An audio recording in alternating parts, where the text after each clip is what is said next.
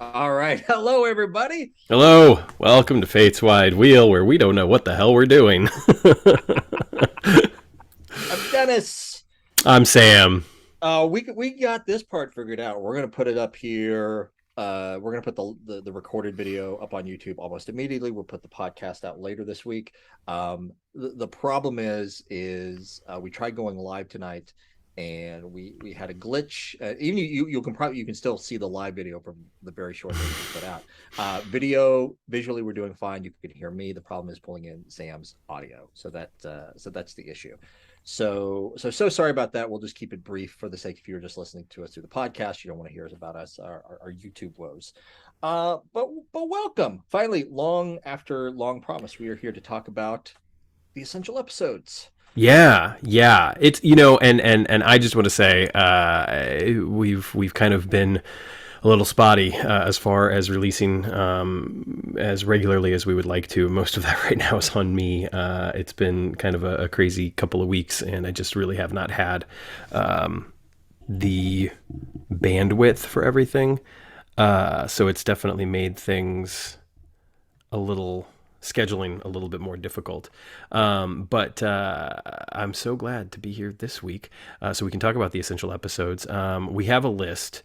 We also have honorable mentions because, of course we do. We tried to keep it to 20 episodes because initially when we were going to release this, we thought that, people would have plenty of time to watch all of those episodes. And maybe we kind of still do if you're binging. But regardless, we think that these episodes could come in handy perhaps down the road, depending on how they handle all the continuity. But before we get to all of that, Dennis, I'm sure you have some things to say, the important stuff. Sure. Yeah, we'll just do it live Yes. this week instead of doing a recording if you want to. Thanks for our patrons, our donors. We have let's just go down the list here, no specific order. Larry Trujillo, Amy Holtkamp, Karen Saxon, Rich Bork, Christopher Redman, oddly specific with Audra, Dana Bias, Jason Geis, Jill Wilson, and welcome new donor Troy Evers. Yay, I know Troy. he's been following and interacting with us on Twitter for a while. So welcome. Thank you again so much. If you were interested in becoming a donor, a couple different ways you can do it. You can do it through patreon.com/Fates Wide Wheel. You can come on for as little as $1. Right now we have no tier levels. If you donate just $1 a month, that gets you everything that we're going to do when we get the live streams working. We'll be doing those exclusively for our patrons, and we are going to start when we're going to do this when with the new series launching. We're going to start putting the podcast out first on Tuesday for our patrons. You'll be getting that exclusively either through Patreon or a special link, or and then it will go out publicly on Thursday.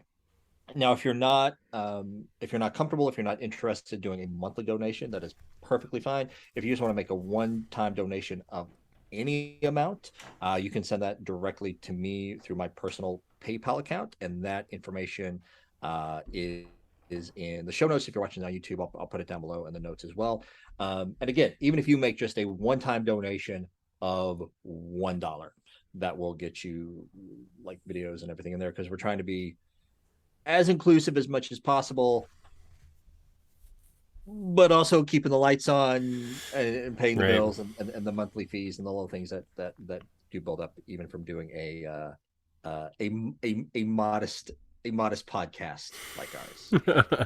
Yeah, and just to piggyback on that real quick, when it comes to kind of keeping the lights on, we really appreciate everyone that has thus far helped contribute to that, and certainly we hope that it can help us to grow and do more down the road. And we will at some point be building in like some tiers with some extra goodies here and there, and we've talked about giveaways and all that sort of stuff. So there'll absolutely be more perks in the future. But right now, we're going to start off with basic with the live streams and the early episode drops. Of course, the episodes will still continue to drop for everyone. We're just going to start doing it with staggered days. So you'll get patrons will get it on Tuesday, and then everybody else will get it on Thursday. So it just gives you kind of a little bit of a head start, and especially with the new series premiering here in a few weeks. If you want all the goodies right away, you can get it. We've also chatted about something related to that, and before we get to that, though, I'll just add my usual spiel that if you do have some extra money in your pocket and you are looking to throw it our way, we cannot tell you how much we appreciate that. But I would always encourage you, of course, to give back to your community if you can, or a charity of your choice. And if after that there's still some coins rattling around and you want to give it to us, we will absolutely be indebted to you, and you'll get our gratitude, and of course you'll get those perks that we just talked about, as well as more down the road. But one of the things that we talked about that goes kind of hand in hand with the future of the podcast in general had to do with our reviews, or overviews, whatever you want to call it, of the new series. We're going to do kind of our immediate, our reaction episodes immediately after the episode airs, and then we'll drop those on Tuesday for patrons, Thursday for everyone else.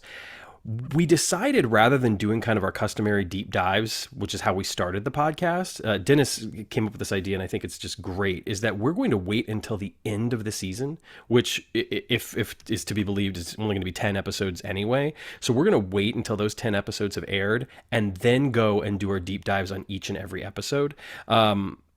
The reason I loved the idea when Dennis brought it up is I felt like it gave us the opportunity to do a little added research, get into the historical context of the episodes, which is something that we had the luxury of doing, obviously, on the original episodes because they had aired, 30 years before. So this will be an opportunity for us to do that. It'll also be great to contextualize each individual episode within the arc of the series in that first season proper. So those episodes will be spoiler heavy from the get-go, whereas obviously our reaction episodes won't, because we're just kind of moving along. But once we get to the end of the first season and we start doing those deep dives, it'll be filled with spoilers for the whole season, for the whole series.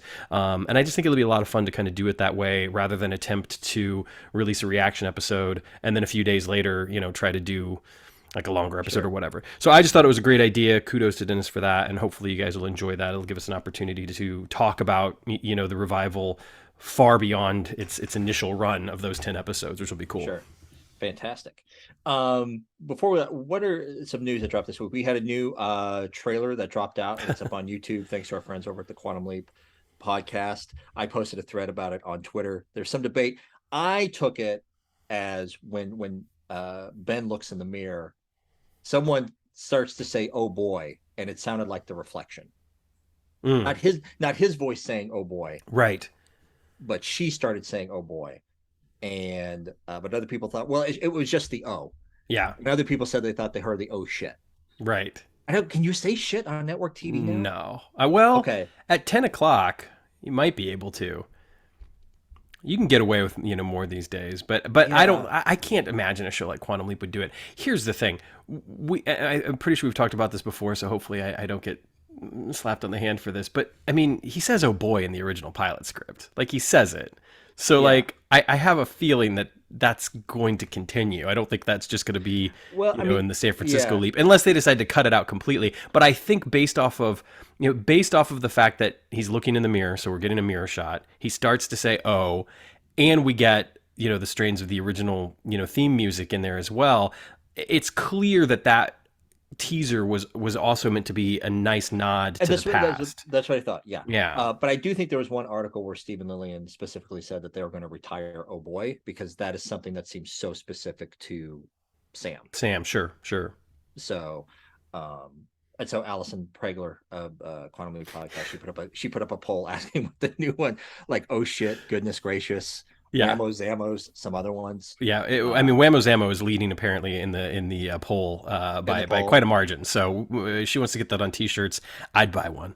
And then someone posted. I can't. I'm looking through our Twitter feed really quick, and I can't find it. Forgive me, but someone responded with the great ideas, like if you're taking like the law of superposition, and like both the Leap Bee and Ben are there at the same time. What if sometimes like the response in the mirror is the actual Leap Bee? Right. Yeah. Like maybe they're looking back across the proverbial pond and they're seeing Ben. And we haven't had a chance to really talk about this yet, but how cool is it going to be to bring in actors for guest spots, and instead of them having, to be one of the people that he's like associating with on the Leap or whatever, but now you can have, like, if you wanted to, you could have those like gimmick, famous cameos as the Leap Bee, and they'd actually have something to do. not just be a face in a mirror, Yeah, not just be like, I mean, in the original series, let's face it, there were times when they hired like, a guy who did carpentry or whatever. You know what I sure. mean? Like they weren't Yeah, always actors. So I think that this will be a cool thing for them to play around with. yeah. That was Joy or Tina Al's girl on Twitter Nice. who came up with the idea. Yeah. So anyway, we should probably jump into our essentials here.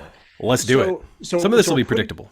it will be predictable, and for old fans of the show, just to make a clarification, we are approaching this list as if we are talking to people that are very new to Quantum Leap, have little passing knowledge of it, maybe have never even heard of the original series. You want to binge a few episodes before you get into the series proper. These are the episodes. So we're going to be coming into these kind of a little bit spoiler free. Um, it's going to be hard because the way we've Yeah, been I talking about the know. show for so long. So we're going to try to come into these as spoiler free as possible. Um, old fans, come along for the ride, tell us what you think we're missing. Like there's gonna be so many like differences of opinion. Right. My opinion on this changes from day to day, but this is kind of geared more towards the new viewer of the show. Yeah, and I will say that I feel like an episode like this almost needs to go hand in hand with our best of episode that we did after we concluded the initial run of the series, and we re-released a few weeks back.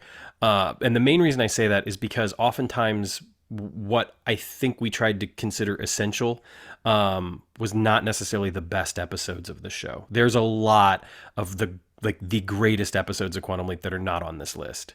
And there are some episodes that, quite frankly, I didn't necessarily rank that high, even in our revisited, Sure. scheme that we're doing, that make the list because they end up being important in some fashion to the continuity of the series. And I think that that's really kind of what we're going for here.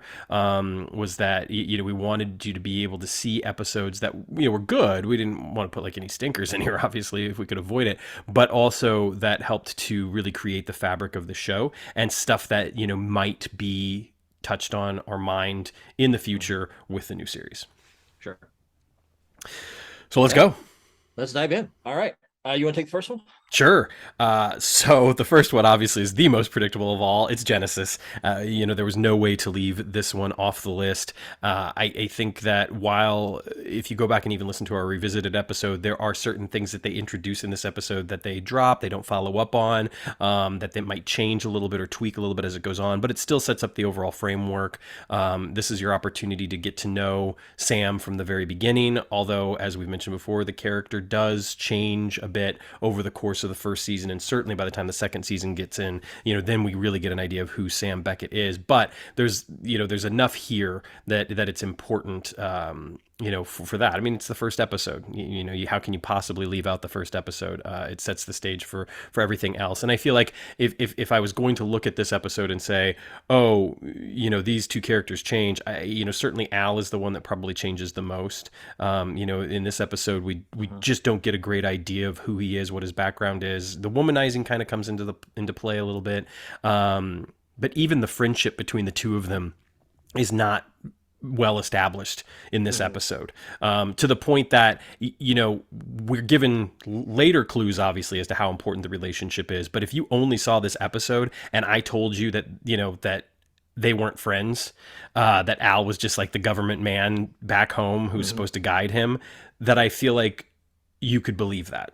But that said, there's just some indelible moments throughout the episode, and certainly the phone call that Sam makes, I'll leave it at that, is I think very important not only to the fabric of the classic series, but will be very important in the revival series as well, just thematically speaking. Fantastic. Yeah.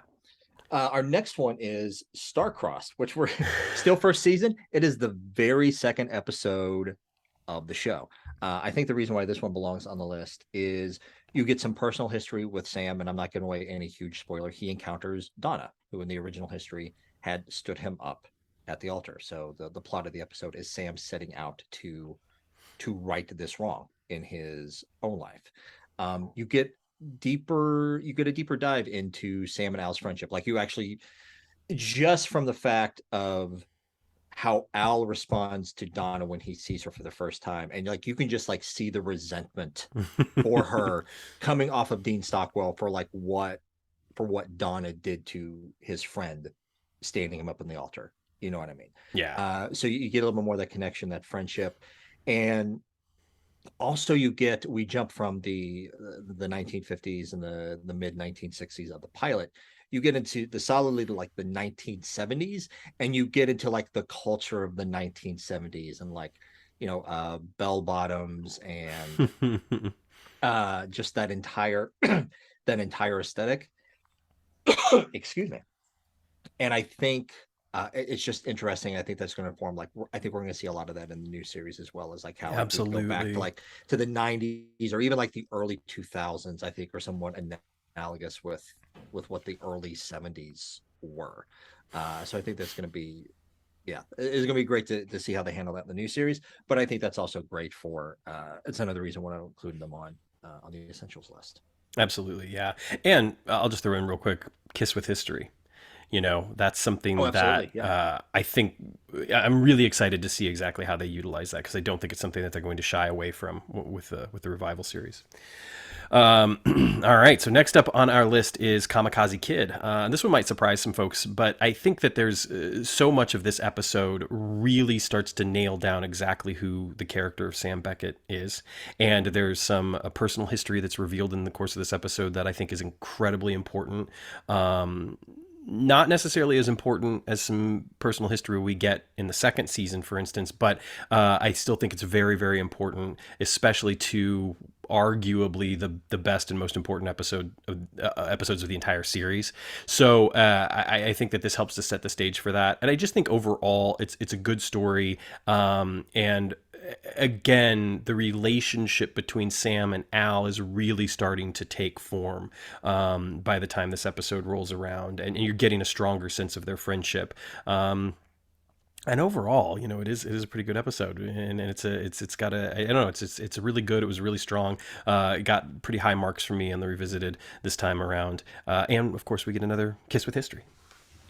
Absolutely. And we've talked about before, like it manages to handle like the very, touchy topic of domestic violence, Yeah, but also be funny in the right moments. And right. it manages to find that balance and to make subtle commentary on domestic violence, just like outside of the main story, but like smaller examples of just like of ingrained violence and toxic masculinity. Yeah, And yeah. it just, yeah, Yeah, I yeah. completely agree. The way that it touches on those themes, and especially like obviously the domestic abuse I think takes center stage in a lot of ways, but the toxic masculinity, the way that it's explored, especially considering when the episode was written and aired, it's actually quite brilliant, and something that I think people might not be expecting. So yeah, it deserves, I think it deserves its place on the list.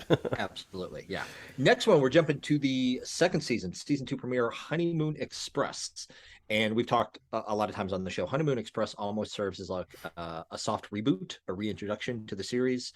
We start off in the first scene. Al is in present day in front of a Senate committee fighting for the project's life because they're getting ready to shut it down because the price tag for Project Quantum Leap is in the billions and billions of dollars. So this is the introduction of Al as a retired rear admiral from the Navy, which adds another element to his character.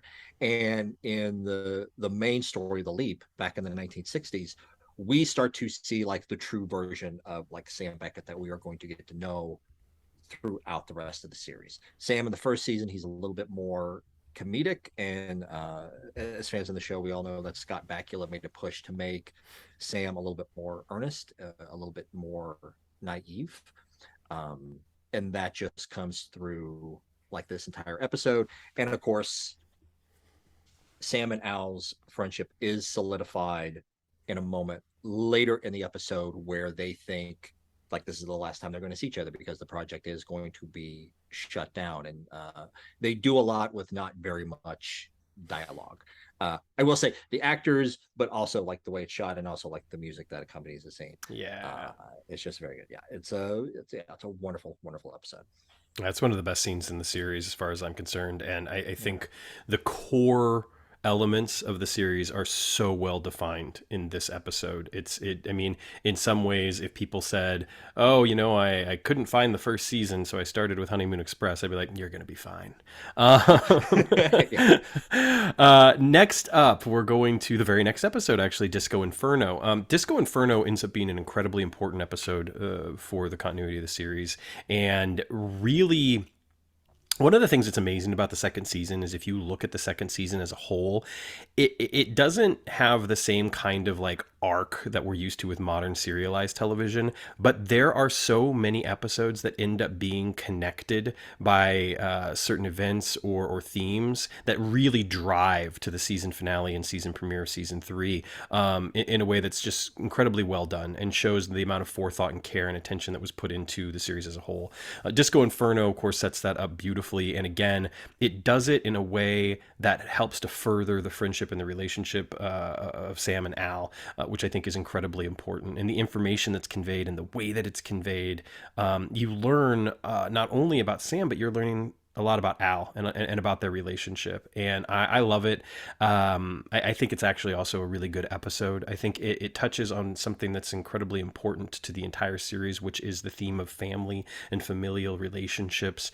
So many of these episodes, the greatest episodes, in my opinion, are always the ones that have to do with, with family. They're almost kind of the living room dramas in a way. And that's not to say that there's not room for a little bit of action here or there or whatever, but it's really about, how these families relate to one another, brothers and sisters, fathers and sons, mothers and fathers, mothers and their sons, etc. And I think that this episode does a wonderful job of that.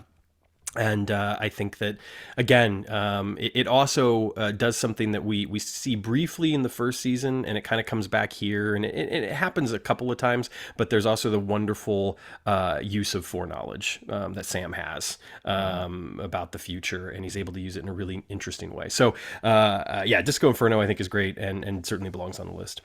Fantastic. Yeah. This one I'm going to kind of call an audible on because we had a discrepancy that we didn't figure out before we started recording. We started talking. Color of Truth and Jimmy, and a lot of these get compared.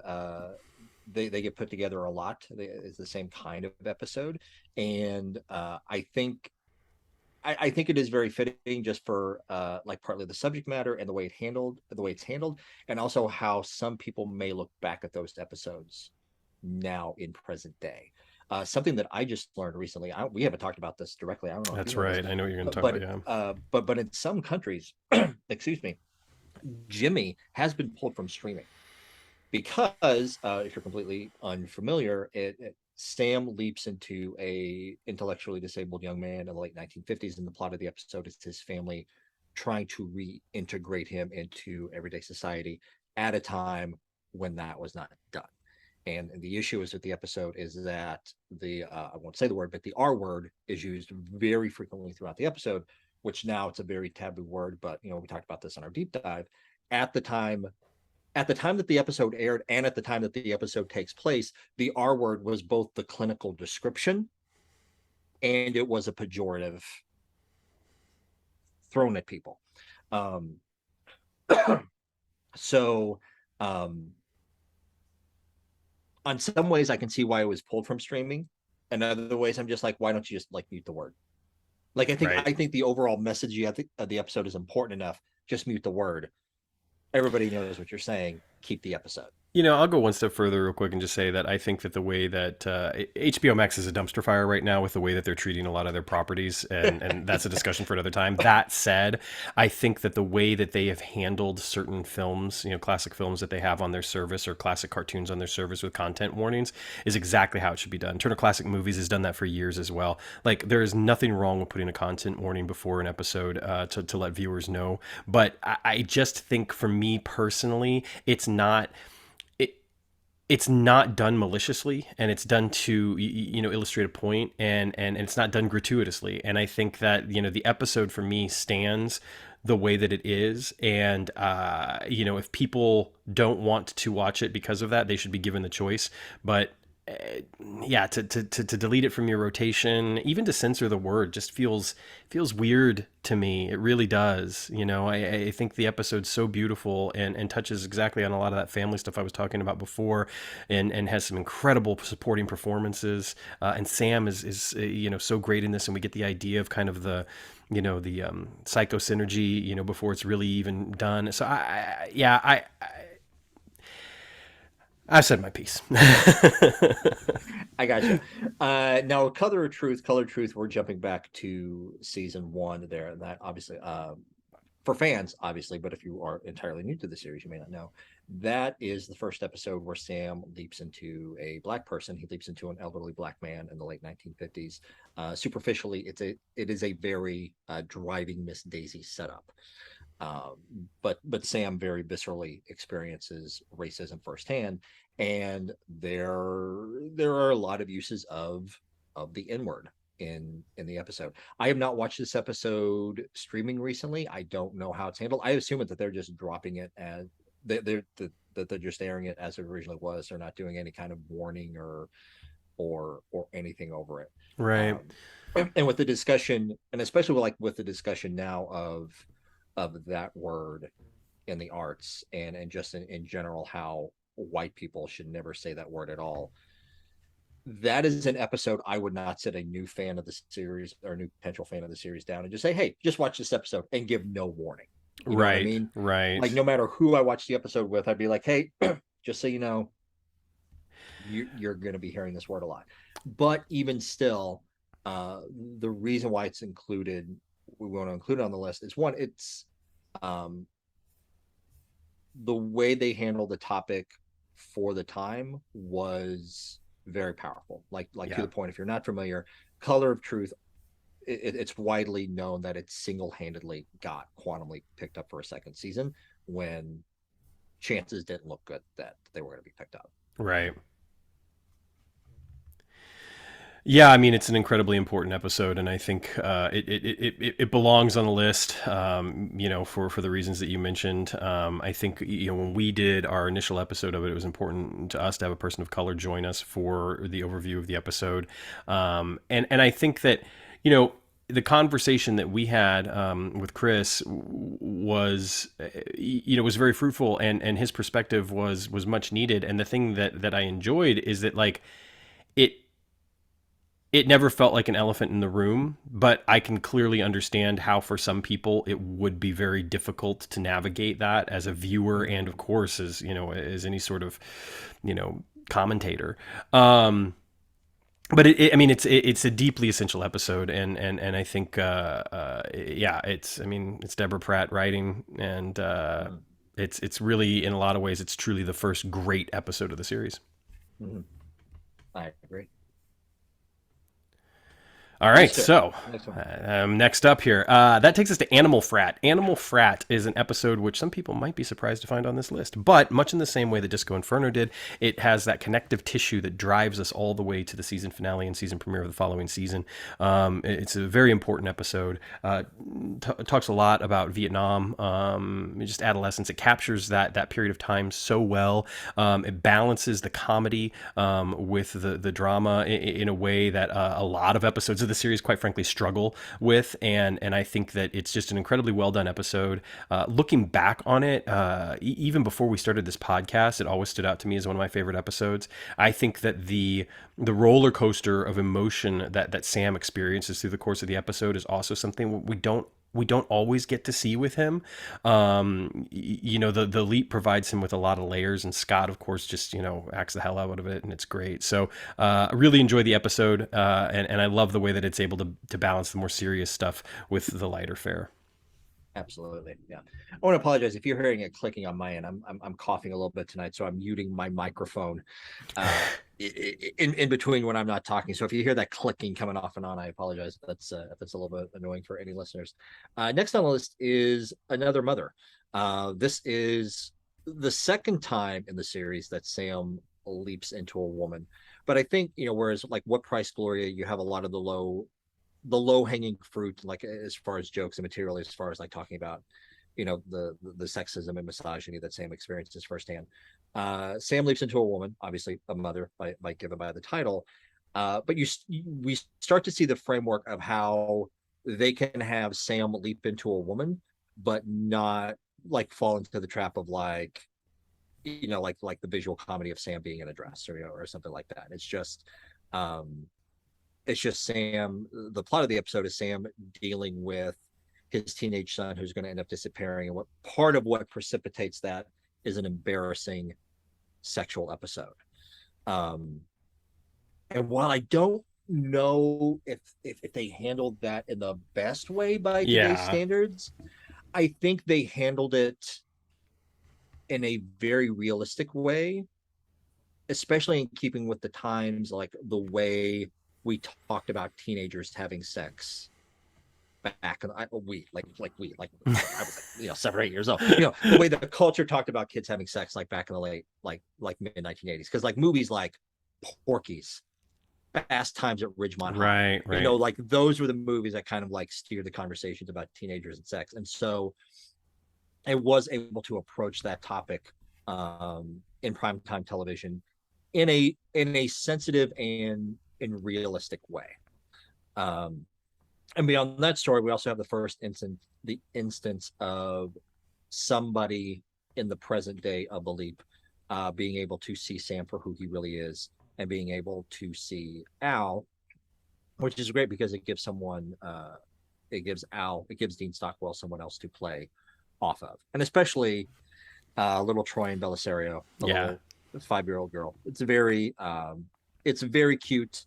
Troian comes back in one of the novels, and not as much as Donna or Sammy Joe, but Troian is not Troian, but Teresa. Teresa. That's her name in the episode. Yeah, Teresa always comes up as like, oh, I wonder like we can go back and revisit her story Yeah. at some point in the new series.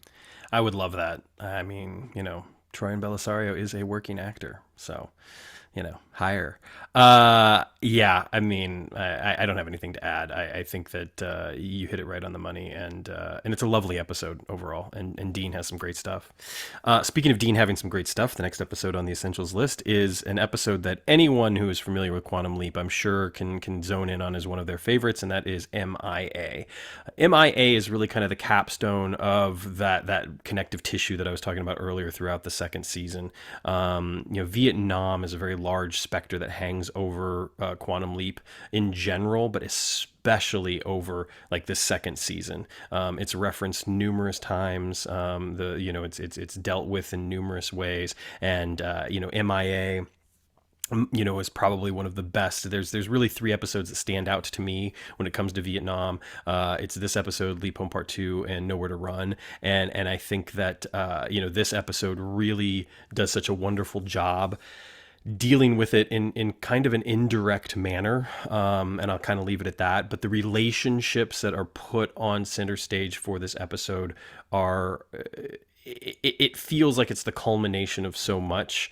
All the building of the relationship between Sam and Al, there's some wonderful payoffs here that then get carried over and paid off way down the road as well. It's hard to talk about this episode without spoiling too much. Just know that it's one of the best episodes of the series, that Dean Stockwell has some absolutely incredible stuff throughout the course of the episode, that there are a number of iconic scenes in the episode for Sam, one of which is kind of comedic, but most of which are pretty gut wrenching. And the final scene in particular, which uses Ray Charles, Georgia, is just one of the most iconic in the history of the series. And this episode is just about as essential as it gets for Quantum Leap until you get to the next episode. Absolutely. Then you get to MIA was the season 2 closer, season 3 opener, Leap Home Part 1 and 2. And we talked about before, like I think everyone kind of considers like MIA and the Leap Home Part 1 and 2 kind of like the unintentional trilogy, like the Right. central focus of the series. Like if you were to sit down anybody and say, just get to the heart of Quantum Leap in 3 episodes, it's three episodes. Yeah. So without spoiling too much, Sam leaps into himself as a 16-year-old boy. The last Thanksgiving that his family has together before things begin to kind of unravel for his family. His dad's going to pass away in a couple of years from a heart attack. His sister is going to go on to marry someone who's abusive. Brother is going to later die in Vietnam, and that is the plot of part two of the episode. But uh, like the heart of Quantum Leap is all wrapped up into that episode, and what many widely considered to be the absolute best episode of Quantum Leap is when Sam sings Imagine to Katie on the front porch, and that's not even really Sam, Scott Bakula, or Dean's scene. It's the actor who plays Katie scene, and I'm ashamed that I don't know her name right off the top of my head right now, to be honest. But she stills that scene, and just it's almost one take. Yeah. In her response of how she responds to Sam singing the song Imagine. Well, the wonderful thing about that, I'll throw in real quick, is that the actor's name is Olivia Burnett, That's it. Yes. Yeah. and the thing that's really cool is that she previously guest starred in an episode that we already talked about, which is Another Mother. Of course. And it's clear that this was a case of like, she's so good, we've got to bring her back. Mhm. And she does. She knocks Katie out of the park. I mean, from the first scene that she has when, kind of the encounter with her mom over the T-shirt well, that's not her first scene, but it's kind of, one of her first big scenes that she has with the encounter over the T-shirt, and it's lovely. Yeah, I mean, this episode is it's masterful. It's incredibly important to the series. It gives us a real look at Sam, and not only at information about his character, but his actual character. Like Mm-hmm. what he's willing to give up for the greater good, really. Which leads us directly into A Leap Home Part 2. I'm on the record and stay on the record as saying this. I think as incredible as Leap Home Part 1 is, as sentimental as it is, as much as it makes me cry and guts me every time, that when it really comes down to it, A Leap Home Part 2 is actually the better episode overall. I think what they accomplish in Leap Home Part 2 is this just fantastic 1 hour television drama that really capitalizes on so much of what Belisario wanted to do when he wanted to kind of do an anthology series, a la Twilight Zone or something like that. The production values are extremely high. The writing is razor sharp. The guest actors are fantastic. Of course, we've got Tom, reprising his role. From Leap Home Part 1, everything, it works so well. And for those getting ready to watch the new series, the one spoiler that I will throw out there is there is a character within this episode by the name of Magic, which if you've read anything about the new series, you're going to be familiar with, because that is, of course, the same character that Ernie Hudson plays in the Revival series. So this is going to be, obviously is going to be an incredibly important episode to the continuity of the new series in some way. Mm-hmm. And I feel like, that this belongs kind of like almost number one with a bullet to the primer. I do think there's some stuff you need to see beforehand to really appreciate the episode, but it's just wonderful. And the final scene, I mean, even talk about him getting goosebumps. I mean, the final scene is just one of the finest in the series, and is, again, we say it a lot, but it's just another testament to the relationship between Sam and Al and the quality of acting between Scott Bakula and Dean Stockwell. It's beautiful. Absolutely. And also note, like you probably pick up, the episode takes place in Vietnam, has a couple wonderful action sequences, and the fact that they shot this on a television budget in somewhere in Southern California, and they made it believably Vietnam for an hour of television, at least for the lay person who probably hasn't been there. Visually, everything, it's a stunning episode to watch just from a visual aspect, and like you said, just like the anthology of like what they could do with telling individual stories in each episode. Yeah. And I think that there are other episodes that are even more successful than that, and they've kind of made our honorable mention list that we'll get to later. But the stakes are also so high in this episode, and arguably the same could be said of Part 1 and MIA. But in some ways, the stakes are so high that they're really unequaled, with the exception maybe of one or two other episodes that are on this list. So, go watch Leap Home right now. No, excellent. All right. Next one, start us off. Me? Oh, I thought Excellent. this was Yeah. me. You. All right. No, yeah. So next up, we get Future Boy. Future Boy is one of those odd ones that I didn't include on my list at first, and I don't think Dennis did either.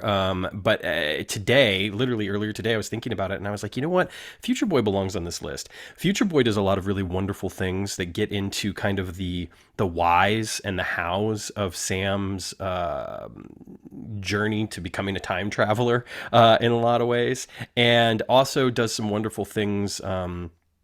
Again, with just those important relationships, and it's just a fun episode overall, and I think that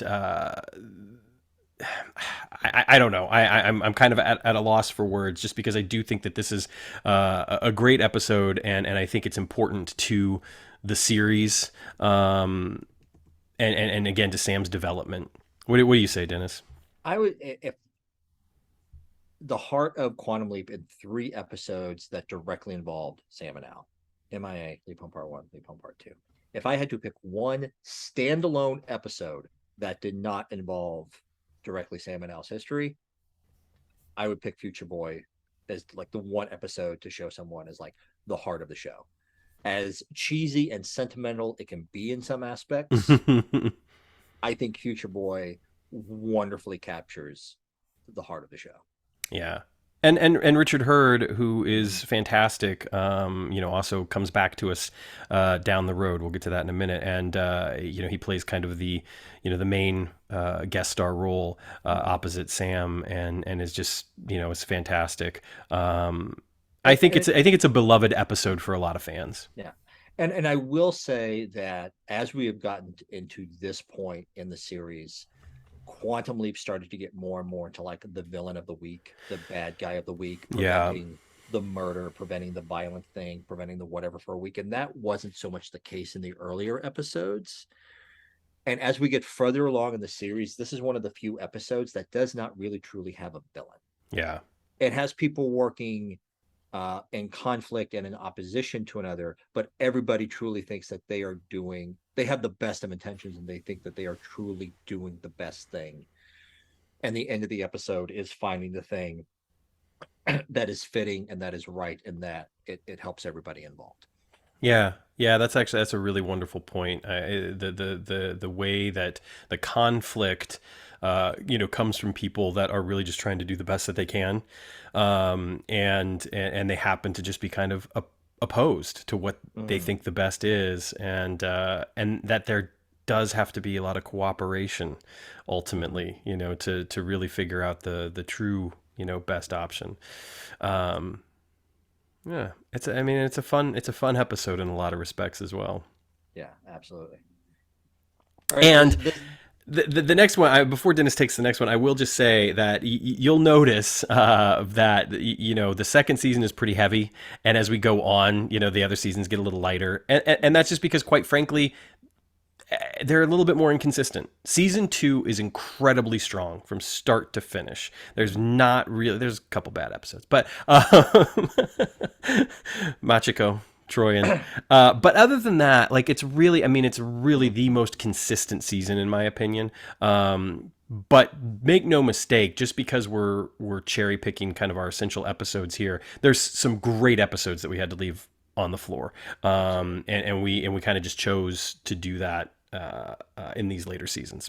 Yeah, absolutely. Jim, Shock Theater and Leap Back. This is kind of a 2-for-1 because it was like Totally. this the season 3, season 4 opener. Two very different episodes. And I think they're included. They're included for different reasons. Shock Theater, it's just an acting tour de force for Scott Bakula. And basically, he kind of leaps very much into a One Flew Over the Cuckoo's Nest setting. He receives an electroshock treatment at the beginning of the episode, and that sends Sam's psyche through an ego crisis where he literally starts cycling through. He starts to literally believe that he is previous people that he leaped into. So it gives Sam an opportunity to not just be pretending to be inhabiting the lives and the skin of these people, but like he literally thinks that he is these people. Um, so we get to see that and see see Al's reaction to it. Just talk about like goosebumps and chills. It's like the scene where it clicks for Al what's going on. Yeah. and what happens, and just like how the camera cuts in, and just Al's line there, like oh god, like they pushed you over the line. And also, I mean, and we can't get through this episode without talking about it. And like everybody know, all the fans of the series know it, they love it.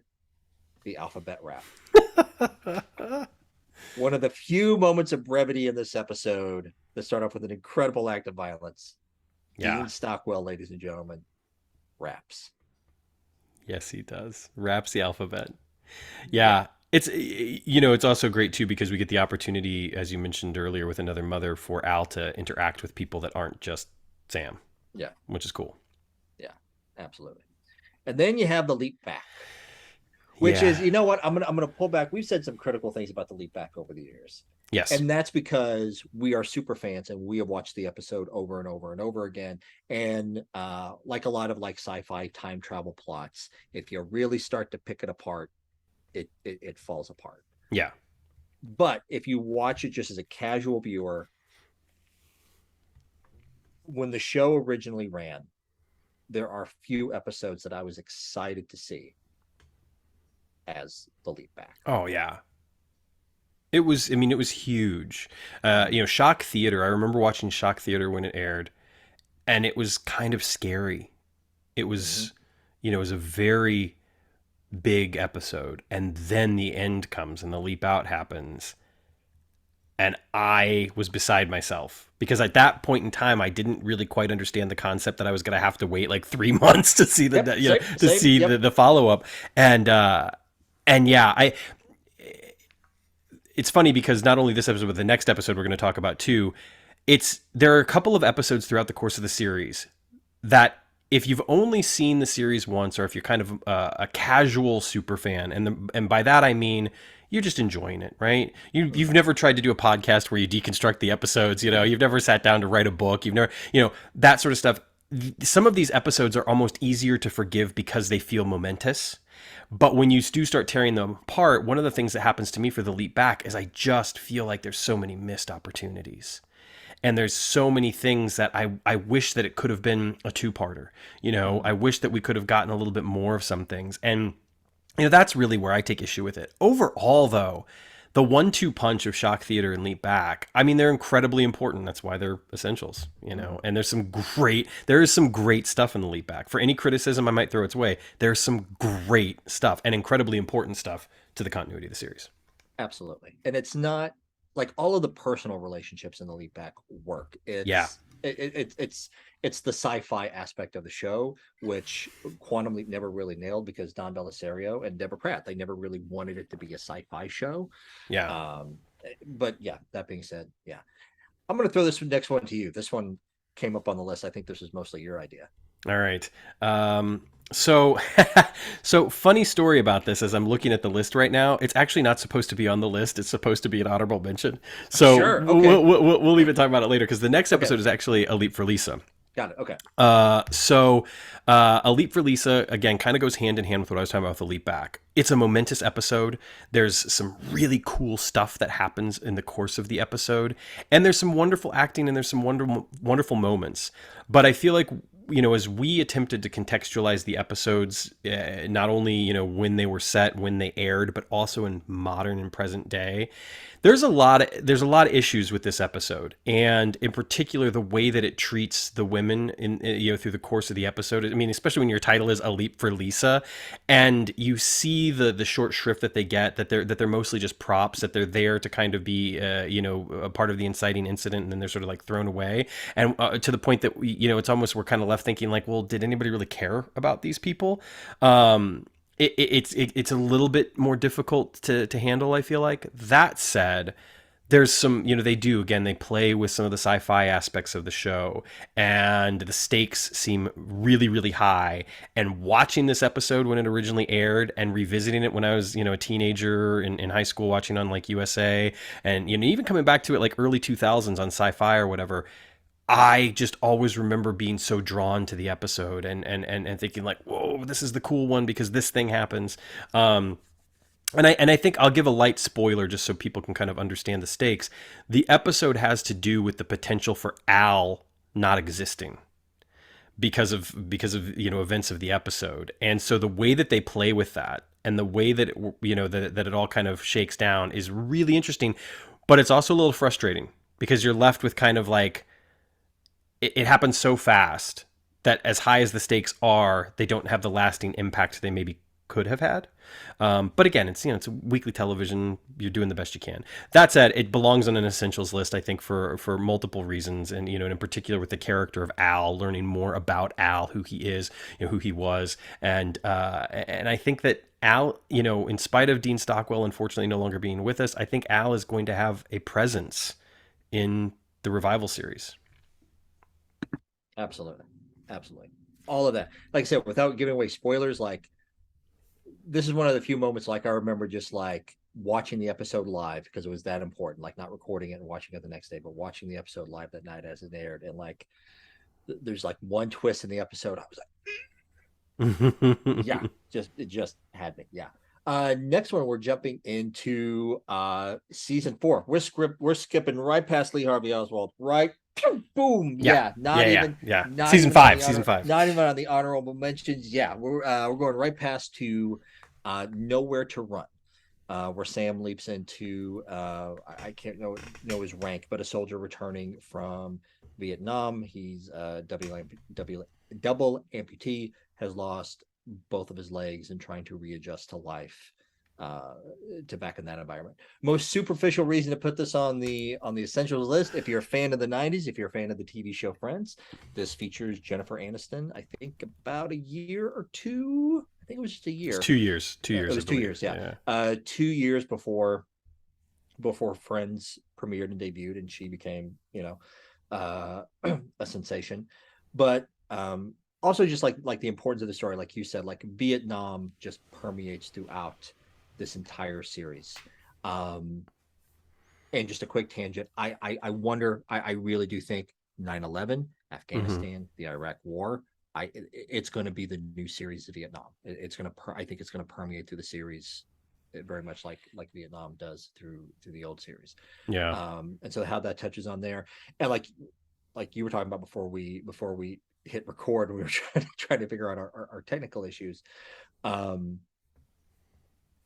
The fact that Sam leaps into a double amputee, but without giving like too big of spoilers away, Sam is obviously still physically there, and that when he needs to, he can use his legs. Right. Even though the Leapy does not have legs, was one of the few times in the series where they really kind of they kind of explored and they played an idea like, what is it for Sam to leap into someone who is very different physically from himself? Yeah. Yeah, and season 5 really nailed down the idea that it is his body leaping. And this is the episode, one of 2 episodes in particular throughout the season that I can think of that really drive that home. One other thing I'll add to this is that there is an incredible scene in this episode, and it's not even between Al and Sam. It's actually between Dean Stockwell and Michael Boatman, who was hot off of that. That makes it sound like it was, a ratings blockbuster. Unfortunately, it wasn't. But he's right off of China Beach at this time, where he played a character named Sam Beckett, by the way. And they have a scene together towards the end of the episode that is one of the finest acting moments of the entire series. It's brilliant. And I think that this episode, while not, I'll fully admit, disclaimer, not as essential as the rest of this list in a lot of ways, I think it still earns its place, as again, kind of feeling like an important piece of Quantum Leap. Mm-hmm. Absolutely. And the next one, it's the very next episode. Yeah. And this one is a little harder to talk about because, to be completely frank, it's not great. For the reason, in fact, the reasons why it makes the essentials list are actually the same reasons why it's not necessarily a great episode. It's not a bad episode. In fact, there's some really lovely stuff in it. The episode is Killin' Time. Sam leaps into an escaped convict. The escaped convict, of course, wakes up in the waiting room, and we get a lot of scenes in the future, if you will, the present day of Project Quantum Leap. And we even get scenes that take place outside of Project Quantum Leap, in the future.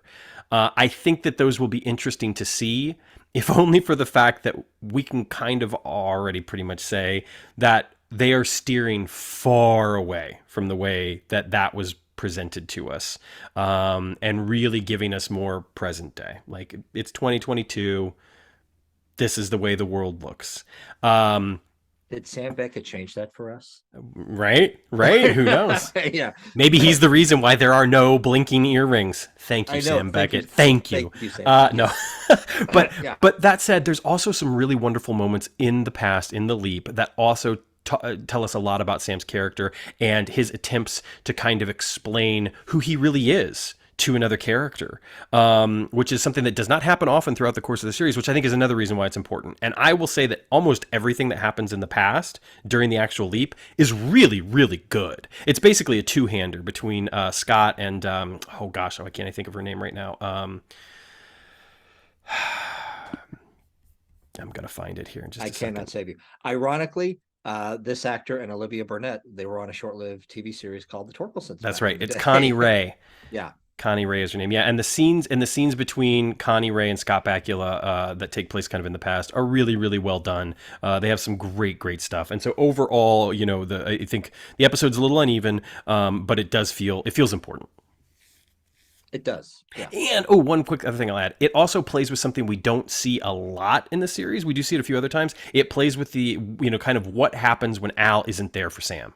Sure. What happens when Sam kind of has to work it out for himself. And I think that that's really cool. And I wonder, because we know we're going to get more stuff in the project with the revival series, will Ben have times when Addison, for whatever reason, is indisposed, and Ben has to kind of like figure it out for himself. Yeah. And I think that this kind of does a good job of maybe setting the stage for that. Setting that up, yeah.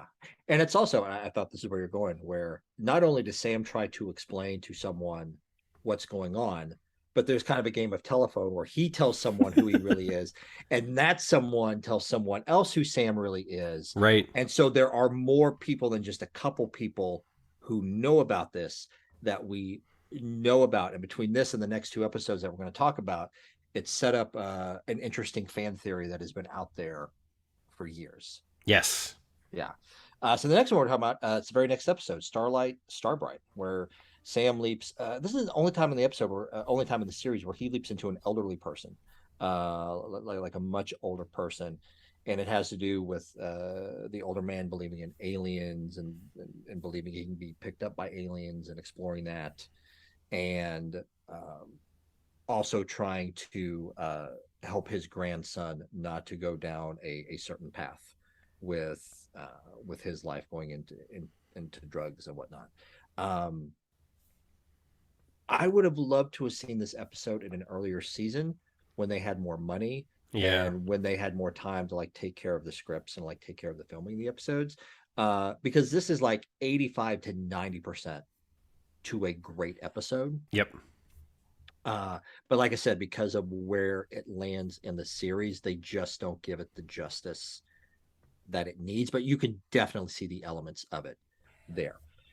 And also, a subplot of this episode is the government is following this old man because they think that he may actually have some kind of knowledge, which seems weird, but it basically leads to government men kidnapping Sam, putting him under truth serum, and Sam starts to divulge secrets of Project Quantum Leap. Yeah. And when he starts talking, it's basically, it gives us almost like this inside view of where like the show Bible was at that point in time, because he starts spitting out all this information, some of it which we've never heard before, some of it we kind of know, but we didn't really know, and it's actually really kind of cool. And that's the probably the chief reason why it made the list for me, but yeah, and I agree. It is. It's like 85-90% of the way to being a great episode, and the relationship between the grandfather and the grandson. Again, when they nail those types of relationships, it really helps to propel the show to a different area. Next up, again, the very next episode.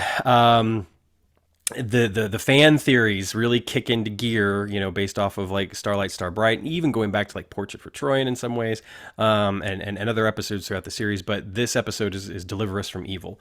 Again, another episode that's really hard to talk about without going into full spoilers. I'll say a couple things. One, the really cool thing is, and another reason why it really made this list in a lot of ways, is we get to see Jimmy's family again because Yeah. Sam leaps back into Jimmy. Hmm. And it's really lovely the way that the episode starts out trying to figure all that out, right?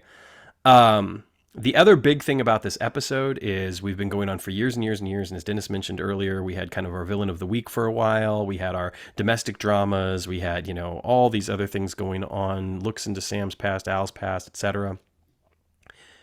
This is when they decided to steer into the fact that we really need a villain, not just some guy who's trying to like kill the little boy that Sam is protecting or whatever the case may be. Like, we need a show villain that is Yeah. worthy of Sam.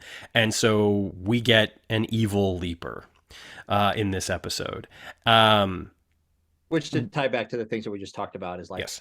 for years there have been fan theories that between Sam divulging his identity in Killing Time and Starlight Starbright, and even jumping back to the leap back with a piece of present day technology being left behind back in Right. 1945, that building those things together, that led to the Evil Leaper project. Because what we do know from what little that they made of like a show Bible like thing of the new series, of the Evil Leaper project, is that the Evil Leaper project was about 20 years in the future on from Project Quantum Leap. Right. So somehow, like, all of these things that were these nuggets that were dropped through time from Project Quantum Leap, but like Sam divulging details over the years, like somehow that led to a different project.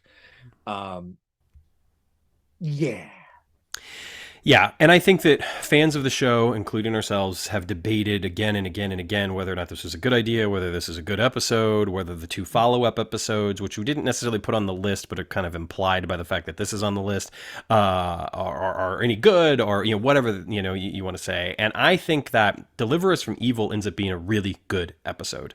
And I think that the way that this is introduced and the way that the stage is set from it ends up being really cool.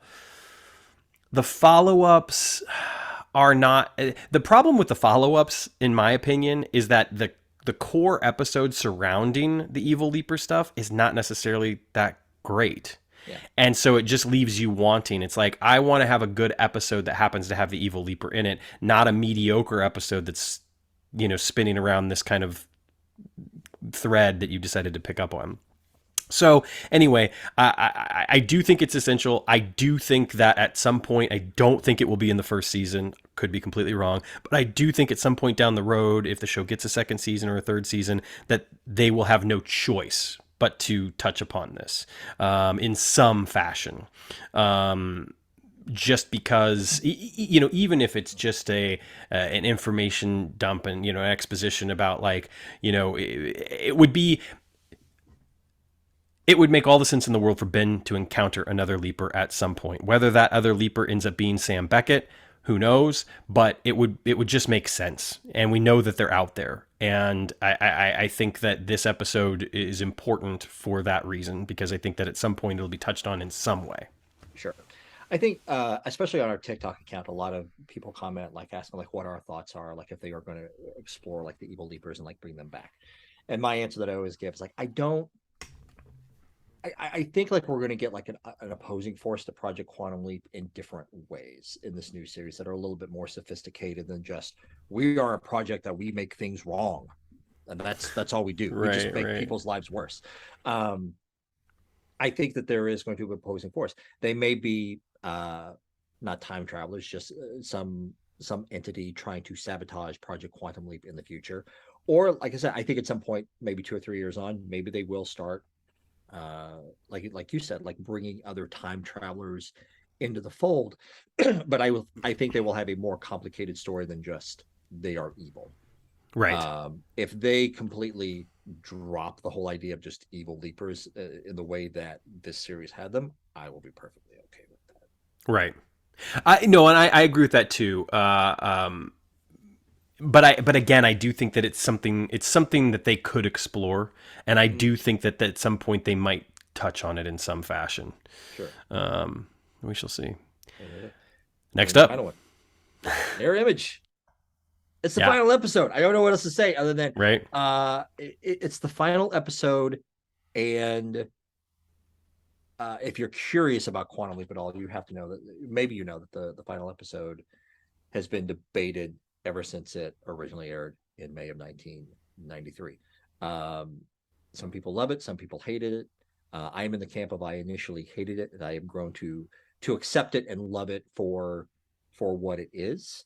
Without giving like too big of spoilers, uh, from a production standpoint, they were kind of in a situation where when Don Belisario wrote the script, he had to write a script that could both be a series finale and a season finale. And then they chose obviously to not renew the series, and then they had to fashion an ending somehow out of what they had. That being, it is incredibly touching, and in a few ways it brings the series and everything full circle, and in a few ways it's lacking.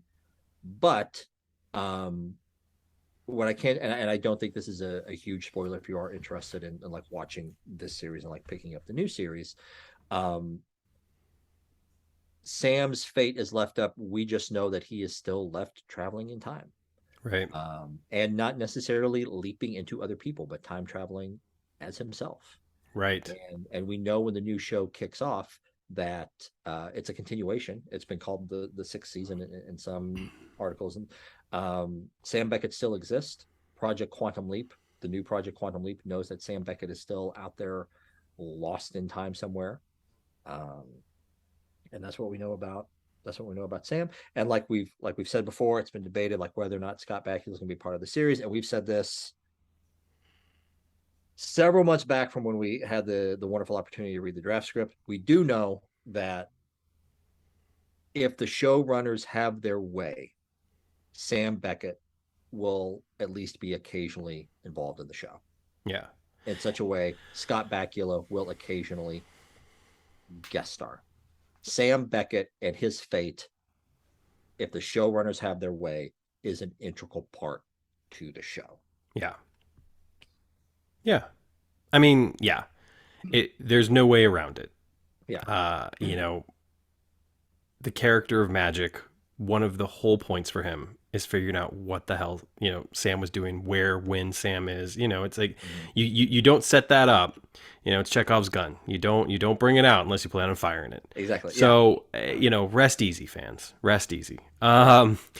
Yeah, Mirror Image does so many things wonderfully right, and it's such a beautiful episode in so many ways. And then it's also a little self-indulgent in others, which, based off of, I say this with love, what we know about Don Belisario doesn't sound too far out of the box for him. So, it does get that way in a couple of respects, but I don't think that gets in the way of this being not.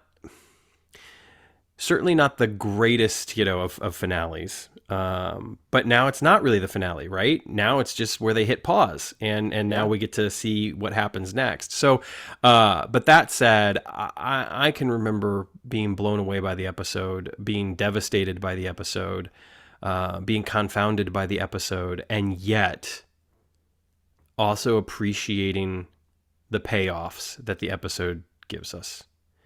For Sam personally, for Al, the one thing that it doesn't do, which we've talked about before on the podcast, is it just, for all the wonderful Sam and Al moments we got throughout the series, you'd think that in the finale we'd get some sort of sense of not closure, but something about their relationship together, and we don't. Yeah. And I'll just put that out there. So if you're looking for some sort of beautiful moment between Sam and Al to really send us off, you're not going to get it. Although there is something that happens that I think speaks volumes about their relationship. Sure. So absolutely. At least there's that. Yeah, there you have it. Yeah. Those are the essential picks. We do have some honorable mentions that we will breeze through very quickly. Thou shalt not. They're not. Yeah, they're not actually in order here. So my apologies. We're just flying through here. Thou shalt not. And these are like, if you just want to get like just good like standalone episodes of the series, these are fantastic. Yes, these work really, really well. And another version of these essentials, this is kind of like an alternate version of the essentials. Like if you're like trying to go to a different point. Thou shalt not, which is episode I honestly did not appreciate at all until we revisited it for the podcast, and like coming back to it as an adult, like realizing like Yeah. what a great hour of television it is. I'm so high Uh, on this episode, you know that. Like I I know, just yeah. I can't get over how perfect the episode is in so many ways. It Yeah. feels like such an achievement. The writing, the directing, the cinematography, the lighting, the acting, of course. Al's I shoes. I I love where the story is left. Hmm. It's an exceptional piece of Quantum Leap, and it's the type of episode that the conceit of the series is necessary, and yet at the same time, if Sam was just kind of a drifter, if this was the fugitive, if this was, you know what I mean, Sure. if Yeah. it was the Incredible Hulk, if it Yeah. was touched by an angel, Absolutely. whatever, it Sure. would still just be a great piece of television. Yeah. So yeah. Yeah.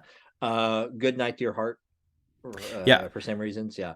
a little Black on controversial in some ways, understandably so, because of the way that it handles its gay characters, and yet at the same time, we're talking about a show that was doing this in 1990, which wasn't the norm.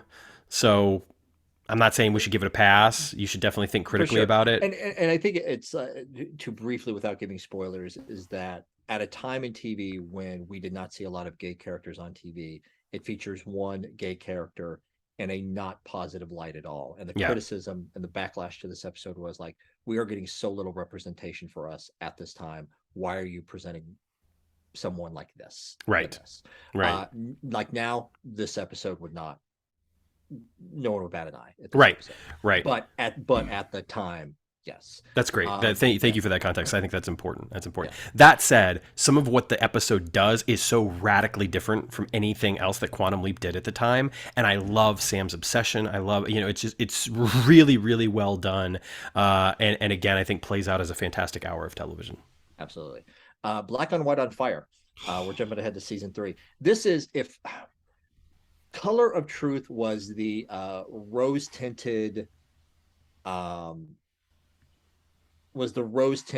glasses approach to dealing with racism on the show. That if you look at it now, it kind of seems a little bit quaint. Yeah, it seems a little bit quaint and like, oh, like good effort, whatever on you. Black on White on Fire deals with racism in a way like like honestly, just update the story instead of the Watts riots, make it the Rodney King riots. Right. And this episode would stand up in the new series. Yeah. Make it. Yeah. I mean, you tie it to the George Floyd protests if you had to. I mean, whatever you needed to do. Like, I mean, it's an exceptional. I mean, I've used that word a couple of times, but this is a truly exceptional episode of Quantum Leap. It might just be the best episode of the series. If it's not, it's certainly probably a top 5. I would put it up against any episode in the series. It's not light. It gets dark. It gets really, really dark and heavy. I will say Deborah Pratt. like yeah, like tonally there are darker episodes like Dreams, for example, Sure. season 4. Yep. But Yep. as far as like realistically dark, Mm-hmm. this is like the darkest episode. And the ending of the episode, I'm gonna go full spoiler here for real quick. So just jump forward 15 seconds if you don't want to hear this. But the ending of the episode is one of the few times we see Sam basically fail, Yeah. and I think that that's important for a lot of reasons. But it's a brilliant, brilliant episode. It might be Deborah Pratt's finest piece of writing on the series. Yeah, absolutely. And then Pool Hall Blues. We're jumping back to season 2. Pool Hall Blues has a special place in my heart. It's the first complete episode of Quantum Leap I saw that when I was a kid. And it also, when we're talking about race, this is one episode where other than Sam and Dean, there are no other white actors in this episode other than like literal like background characters who have no speaking roles. Yeah. Because this takes place in a black pool hall in Chicago in the 1950s, and we're like, racism is not upfront in your face in this episode. It's just kind of like the undertone of the entire thing, because the main characters, the woman that Sam is there to help, like basically she is in the place that she is because of systemic racism. Right. Like they only like in one scene do they call it out in its face. But for the most part, like that's just like underlying the entire episode. and then you just have like the main, like the immediate plot at hand of trying to save this one pool hall slash nightclub for this woman who has worked hard to build it for herself. Yeah, and this is another one of those episodes that I feel like you could just show to people cold. You know, you could Oh just be yeah, like, "You never seen Quantum Leap? Watch this episode." yeah. Because it's a great episode. You know, it's not the best episode, it's not the most important episode, but it's just a great piece of, prime Quantum Leap, Yeah. without a doubt. Next up on the list, another season 2 episode. This is Freedom. Freedom is another. It goes hand in hand with what we just said about Pool Hall Blues. It's not the best episode. But it's a great episode. You could come into it cold if you wanted to. The reason why it almost made the essentials actually is because there's a thread in season 2 that we didn't talk about Sam taking another life. And it happens early in the season, and it happens again throughout the season, and it will happen again throughout the course of the series. But this episode really does some wonderful stuff with what that means, Mhm. for Sam as a human being. And again, the relationship, we got a grandfather and a grandson, busting out of jail, driving across country, and there's some really wonderful stuff. And it's one of the few episodes that deals with indigenous peoples and Native Americans, and it's a fun episode. It also gets pretty heavy at times. It raises some really, really interesting questions at the end about what it means for Sam to be there for important moments in the Mhm. Leapy's life, and the Leapy not getting to experience that. But yeah, all of that said, it's also just one of those episodes that if I'm doing a marathon and I just want to pick out episodes that I just want to watch, Freedom definitely makes that Yeah, list. absolutely. Then there's Temptation Eyes. This was your edition. I mean, I like this episode well enough, Yeah. but The reason I put it on there is because it wasn't necessarily like, oh, this is a great episode, it needs to be on the list, and the reason why I ended up cutting it from the essentials is because I feel like it doesn't quite have enough. But this is a rare occurrence of Sam being seen and understood for who he is, and getting to have a relationship with a woman, that doesn't make you question things about, like, should Sam be kissing her? Should Sam be going to bed with her? You know what I mean? Like, this Mhm. this is a relationship that you can absolutely be like, oh man, Sam's having this great moment. Now, the weird thing, of course, about it is that it takes place at the same season that we've seen something else happen. So you're kind of like, oh, he's just back on the saddle again, I guess. But anyway, Yeah. but that said, it's a decent enough episode. I want to know what love is. I don't know. I wanna Uh, know love is. Then we have Trilogy, and I think if we upset any fans over like what we did not include on the essentials, like this may be like at the top of the list. Right. So we Sorry, can I go back good. real quick? I just want to say something real quick about Temptation Eyes. There are lots of fans that have been posting theories about Ben being the illegitimate son of Sam and the woman that he's with in this episode. It's not that. I mean, we've debunked it before. I'm happy to debunk it again. No, that is not the case. Ben Song is a Korean immigrant. He's first generation American. His mother, immigrated from, or excuse me, he's the son of an immigrant. He's a first generation American. That's laid out. He's not. Yeah. Yeah. It's no, and Tamlin Tomita is of Japanese heritage, so no. Okay. Yeah. Anyway, yeah, just with that. All right, trilogy, go for it. So Trilogy, and I think the reason why this is on an alternate list and or whatever, like it is important to the heart of the original Quantum Leap because all of the old school Quantum Leap fans love Sammy Joe. And again, we're gonna give some spoilers. Jump ahead if you really don't want to hear. But if you're we're over an hour into this episode. If you're still here, like you're a fan, you're here. Welcome. Um, Sam sires a child, Sammy Joe, and Sammy Joe becomes integral because at the end of the episode, we find out that she is currently working at Project Quantum Leap. She's a scientist. She's working on a way to bring Sam home. Never mentioning it in the TV series, but she is prominent in the novels. More importantly, she is prominent in the hearts and minds of all Quantum Leap fans. And the question has always been, will she make an appearance in this new series? Um, I don't know where you land right now. Right now, I am really of the mind if Sammy Joe appears, she will get a mention in passing, maybe. Yeah, I feel like between like the way Sammy Joe came to be now, like we talked about before, it's like a little bit weird, problematic. Sam fathering a child with someone else in someone else's right, life, blah right, blah blah. right. Between that and like the intellectual property rights and like the legal battles between Deborah Pratt and Don Bellisario over rights of the character. I just have the feeling that if anything, Sam and Joe were going to mention in passing in the new series, and they won't really be diving deep into her thing at all. And other than that, the episodes are great. They're fine. They're kind of like Quantum Leap's take on Southern Gothic. Yeah. But from other than Sammy Joe, there's not anything really about these episodes to like take out and put them on the essentials list. Right. Yeah, I feel my feeling is the first and the last episode are probably the strongest of the three. Um, Second episode does have some good stuff. The ambition of it is worth noting. It's different from anything else that they ever really did. I mean, we talked about MIA and Leap Home Part 1 and Part 2 before, but that's a little bit different.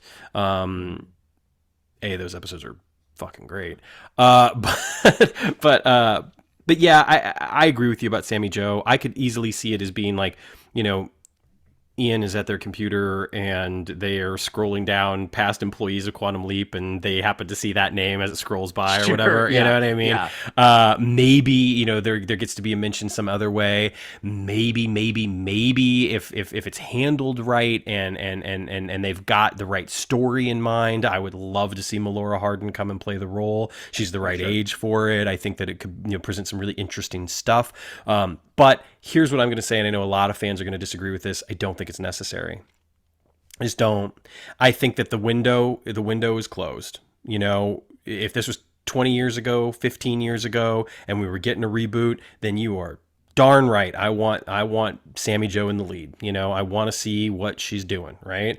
But I think not only due to time, but even just the story that they have chosen to tell, I think it's okay if we let it rest. Yeah. And then finally, we kind of already talked about this, so I'm not going to really say anything, but the other two Evil Leaper episodes are here. Return of the Evil Leaper and Revenge of the Evil Leaper. Again, if you're this deep into the series already, go ahead and watch them, but it's hard for me to call them essential because even what we learn about the Evil Leaper project, it's not that much more than what we've already learned in Deliver Us from Evil, quite frankly. Sure. And I don't know that the episodes are strong enough to warrant saying you should absolutely watch these. But one thing you should absolutely do that I failed to mention last time is if you are interested in Freedom, you should absolutely check out our original episode on Freedom. Our guest, Scotty Caldwell, I thought was phenomenal and brought some incredible insight to the episode that we would not have. She was a phenomenal guest, yeah. So I would say if you're interested in Freedom, if you've watched it, go back and listen to that episode if you haven't, because it's one of my favorites that we've done. Sure. And that was redemption for Quantum Leap for her because the only other episode she had seen was Killing Time. Killing Time was her introduction. One of the future scenes. This was a show. This was a show. Yeah, her comment was like, this was a show that existed. They made choices and they shot and they did things. And yeah. Anyway. So yeah, that's our list. Let us know your thoughts. What we should have included, where we left off. I know that they're just as we were going down the list, I know one that probably people are going to be kind of upset that we left off is 8.5 months. Yeah, I mean it was on the list at one point, that's the thing is there were a lot of episodes that were on the list at one point, and it was just sort of as you're whittling down, you're kind of I gotta take that one, I gotta take that one, because we wanted it to be digestible, and I feel like if you're doing an essentials, then yeah, and it's hard, right? How do you take 90 some episodes and distill it down to just 20? Yeah, but that's the thing. If you have the wherewithal, if you have the dedication, they're all on Peacock now. They're all on Roku. Go hit it. You still got 3 weeks. Binge them all, and then come in ready to go on September the 19th. Like I said, we've seen some trailers. A couple of teaser trailers. We have not seen a full trailer yet, right? And some people have expressed worry over that. And we haven't talked about this at all. No, we haven't. I'd happy to briefly. My guess is, and some people may disagree with me on this, and some OG fans may disagree. I felt that one of the reasons why Quantum Leap always struggled during his original run is that NBC did not know how to market the damn show. Right. And So I think maybe part of the reason we haven't seen a full trailer yet is like they just don't know how to to cut a trailer and just know how to market it and just like tell the story to a mass audience who may not know anything about Quantum Leap. I agree with that. I would also say that doesn't necessarily fall into line with what you just said. These days, television in general is marketed in an incredibly different manner than it was 10, 15, 20, 30 years ago. Look at House of Dragons. Look at Sandman. Look at some of these other shows that have just recently come out.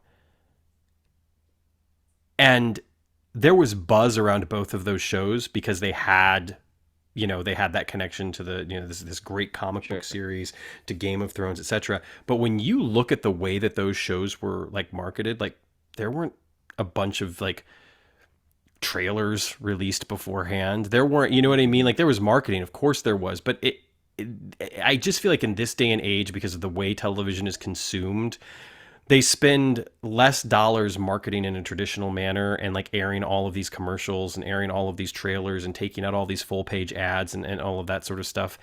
And really all they've got to do is, get on the Google algorithm, paste it on Facebook or Uh-huh. Instagram or whatever.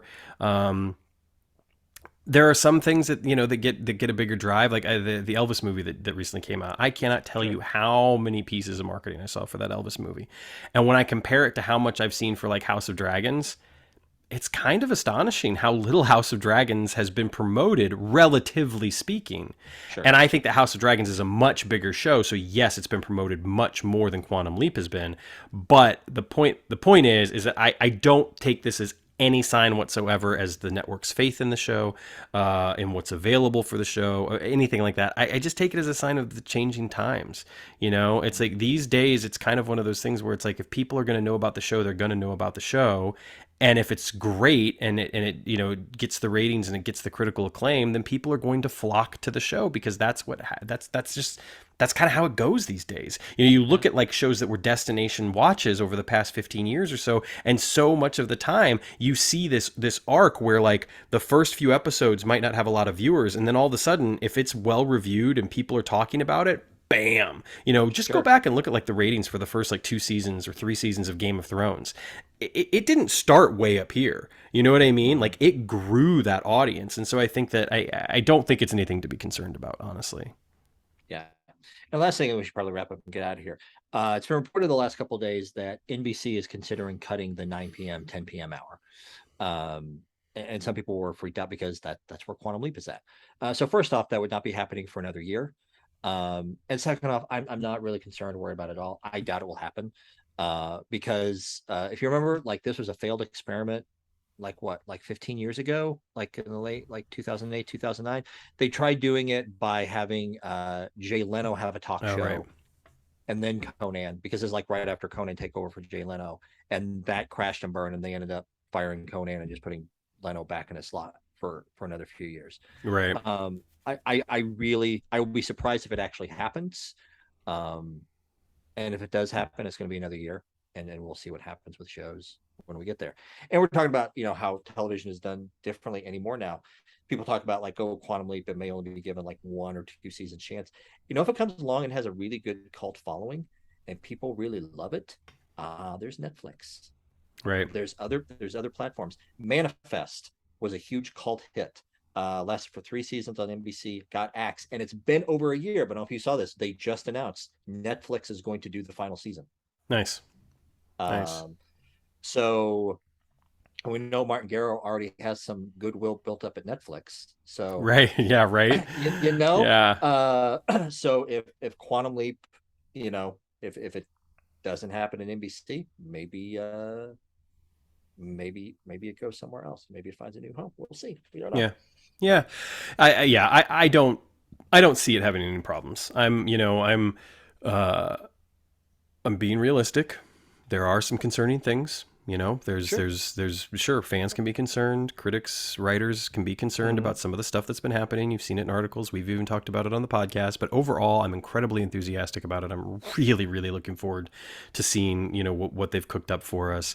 I cannot wait to see this cast. One of the things that was mentioned both directly to me by someone involved with the show, and also I think it's in one of the articles that's recently been out there, is that the cast has tested off the charts. Right. Yeah. Like, just like, people have, yeah, raved about the cast of the show. So that, for me, especially like, as an actor, I'm just like, I cannot wait to see what they do with this. Yeah. And it's And up to us. Ultimately, it's yeah. up to us. We got to Yeah. watch. We got to tune in. We got to do our Yeah. thing, you know? And it's Yeah. going to be fun. It's going to be fun. Yeah. All of that. We should wrap up. Get out of here. This is Let's much do it. longer than most of our recent episodes. Yeah, it's the Yeah, essentials. exactly. Again, so sorry if you tuned in for our live stream after we built it up, and then we crash and burn on that. Hopefully, we'll be able to start experimenting with that more this week. Get that up, especially by the new series. If you're watching this on YouTube, thanks for finding the recording afterwards, and we're gonna be dropping the podcast later on. And honestly, Sam and I have not had much chance to talk off camera. I have no idea what we're going to talk about next episode. Oh my gosh. We should maybe we should get back to the revisited stuff. We'll see. We'll see. We could get some news. We could get a trailer. We could get some marketing. Yeah. We could have somebody ask us a question. Yeah. You can always feel free to reach out Oh to yeah, us and do reach that. out. Fates Wide Wheel podcast at gmail.com. Shoot us an email or just like comment on other things and just Yeah, absolutely. We've been loving all of the engagement, the comments, the play on social media, the TikTok stuff. I mean, it's been so wonderfully gratifying. And if I don't have the chance to thank you individually, certainly just thank you to everyone who has continued to engage with us, ask questions. Dennis has been handling most of that lately because I just don't have the bandwidth for it, unfortunately. But I see it, and I appreciate you, and I'm grateful for the opportunity to get in your ears. So take care of yourselves, take care of one another, stay safe out there, leap responsibly, totally. and we'll be back next week. Something. Right? Yeah. We'll be figure back it next out. week. We'll be All back right. next week. All Take right. care. Take care, y'all.